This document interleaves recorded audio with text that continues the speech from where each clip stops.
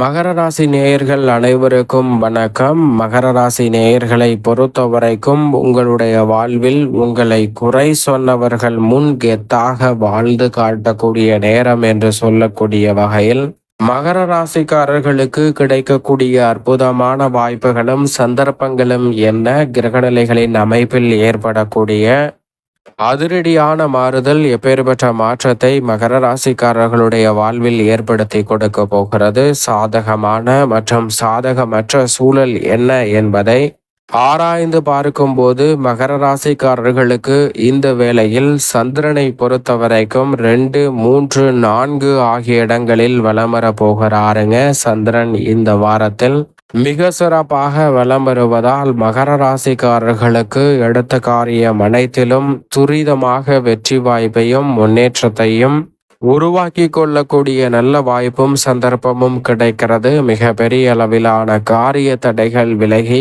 மகர ராசிக்காரர்களுடைய வாழ்வில் முன்னேற்றமும் வளர்ச்சியும் நிறைவாக சந்திக்கக்கூடிய வகையில் பல்வேறு வகையான வாய்ப்புகள் இந்த வேளையில் உங்களை தேடி வரப்போகிறது. எனவே சரியான முறையில் நுணுக்கமாக திட்டமிட்டு இந்த வேலையை மகர ராசிக்காரர்கள் பயன்படுத்தி கொள்ளுங்கள். அதோடு மட்டுமல்லாது முழு சுபகிரகம் என்று அழைக்கக்கூடிய குரு பகவான் ருணரோக சத்ருஸ்தானமாகிய 6ல் வலம் வருகிறாருங்க. குரு பகவான் 6ல் இருப்பது இந்த வேளையில் கடன் சார்ந்த தொல்லைகள், நெருக்கடிகள், ஆரோக்கிய தொல்லைகள் போன்றவற்றை விளக்குவதற்கான நல்ல சந்தர்ப்பம் உறுதியாகவே கிடைக்கிறது என்பதை திட்டவட்டமாக மகர ராசிக்காரர்களுக்கு எடுத்து காட்டுகிறாருங்க.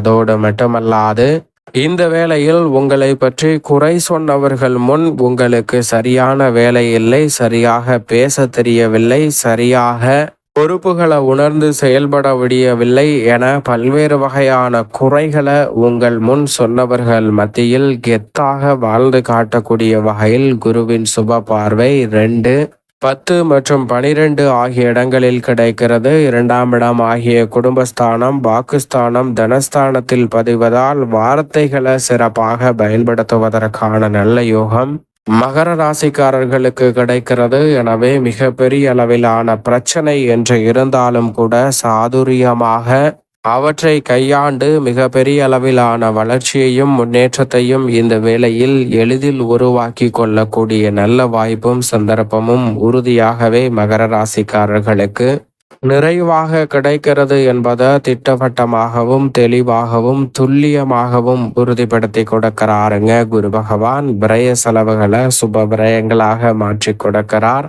தொழில் ரீதியாக உத்தியோக ரீதியாக இருக்கக்கூடிய நெருக்கடிகளை தொழில் ஸ்தானத்தை பார்க்கக்கூடிய குருவின் அமைப்பால் சிறப்பான வளர்ச்சிக்கான நல்ல சந்தர்ப்பம் உறுதியாகவே உங்களை தேடி வரப்போகிறது. எனவே நெருக்கடிகள் விலகி முன்னேற்றம் நிறைந்த ஒரு தருணமாக அமைவதற்கான சூழல் நிச்சயமாக இந்த வேளையில் மகர ராசிக்காரர்களை தேடி வருகிறது. திருக்கணிதத்தின்படி ராசியின் அதிபதியான சனி தைரியத்தில் நுழைந்து விட்டார். பாக்கியத்தின்படி தனஸ்தானத்தில் ஆட்சி பலம் பெற்றிருக்கிறார். அவருடன் இணைந்து ராகுவும் பலம் பெறுகிறார். ராகு மற்றும் சனியின் இணைவு இந்த வேளையில் அதிரடியான அற்புதமான மாற்றங்களையும் வாய்ப்புகளையும் உறுதியாகவே மகர ராசிக்காரர்களுடைய வாழ்வில் ஏற்படுத்தி கொடுக்க போகிறது. தொட்ட காரியம் அனைத்திலும் இரட்டிப்பு நன்மையும் வெற்றி வாய்ப்பையும் இந்த தருணத்தில் சந்திக்க முடியுங்க. உங்களுடைய முயற்சி சிறிதாக இருந்தாலும் கூட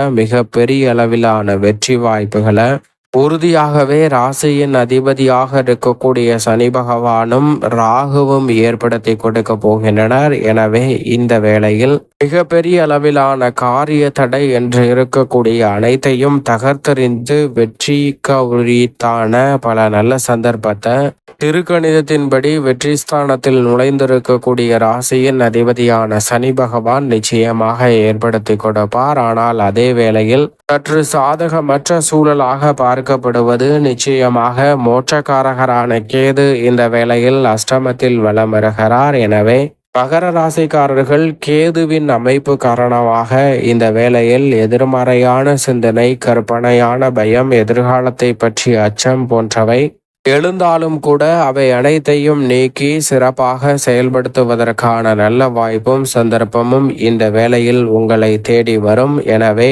விழிப்புணர்வுடன் மற்றும் நிதானத்துடனும் பொறுமையுடனும் செயல்பட்டால் மிக சிறப்பான வாய்ப்புகளை உறுதியாக சந்திப்பதற்கான நல்ல சந்தர்ப்பம் நிச்சயமாக உங்களை தேடி வரும் என்பதை கேது உறுதிப்படுத்துகிறார். உறுதியாகவே இந்த வேளையில் சாதகமற்ற அமைப்பு என்று சொல்லப்பட்டால் நிச்சயமாக அது கேதுவின் அமைப்பாக தான் மகர ராசிக்காரர்களுக்கு பார்க்கப்படுகிறது. ராசியின் உச்ச அதிபதியாக இருக்கக்கூடிய செவ்வாயை பொறுத்தவரைக்கும் சப்தமஸ்தானத்தில் வலம் வருகிறார். எதிர்பார்ப்புகளை பூர்த்தி செய்யக்கூடிய அமைப்பில் வலம் வரக்கூடிய செவ்வாயின் அமைப்பால் மிக பெரிய அளவிலான காரிய தடை சிரமங்கள் விலகுவதோடு பல்வேறு வகையான மங்களகரமான காரியங்களை இந்த தருணத்தில் சிறப்பாக செய்து முடிக்கக்கூடிய வாய்ப்பையும் சந்தர்ப்பத்தையும் நிச்சயமாக ஏற்படுத்தி கொடுக்க போகிறார்.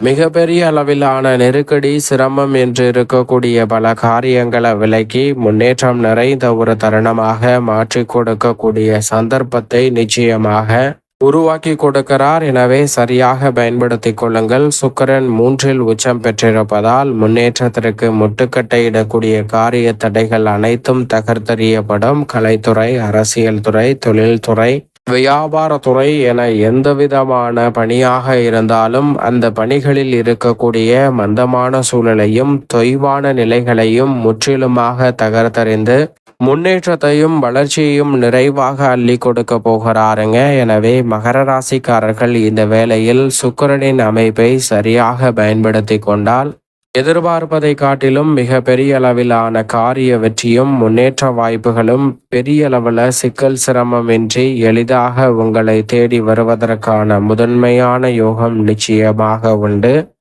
அதோடு மட்டுமல்லாது இந்த வேளையில் மிக வலுவாக பூர்வ புண்ணியஸ்தானத்தில் வலம் வரக்கூடிய சூரியனுடன் இணைந்து வித்யாகாரகரான புதனும் வலம் வருவதால் புத ஆதித்ய யோகம் பூர்வ புண்ணிய ஸ்தானத்தை வலு சேர்க்கக்கூடிய இந்த வேளையில் பல்வேறு வகையான நெருக்கடிகள் சிரமங்களை விலக்குவதால் பூர்வீக சொத்துக்கள் ரீதியான பிரச்சனைகள் விலகுவதோடு பல்வேறு வகையான வாய்ப்புகள் நிறைவாக உங்களை குறை சொன்னவர்கள் முன் கெத்தாக வாழ்ந்து காட்டக்கூடிய வகையில் அற்புதமாக கைகூட போகிறது.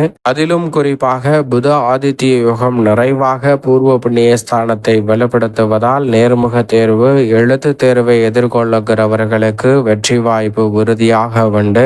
எதிர்காலத்தை பற்றிய அச்சம் நீங்கக்கூடிய வகையில் சிறப்பான நல்ல பல வாய்ப்புகள் நிச்சயமாக கெத்தாக வாழ்ந்து காட்டக்கூடிய வகையில் உங்களை தேடி வரப்போகிறது. மேலும் இந்த தருணத்தை சாதகமாக மாற்றிக்கொள்ள மகர ராசிக்காரர்கள் உறுதியாகவே வருகின்ற 24ஆம் தேதி சனி பிரதோஷத்தன்று விரதமிருந்து அருகாமையில் உள்ள சிவன் ஆலயம் சென்று தீபம் ஏற்றி வழிபாடு செய்யுங்கள். சனி பிரதோஷ வழிபாட்டில் பங்கு பெறுவதால் உறுதியாகவே உங்களை குறை சொன்னவர்கள் முன் கெத்தாக வாழ்ந்து காட்டக்கூடிய வகையில் நல்ல வாய்ப்புகளும் சந்தர்ப்பங்களும் நிச்சயமாக மகர ராசிக்காரர்களை தேடி வரும்.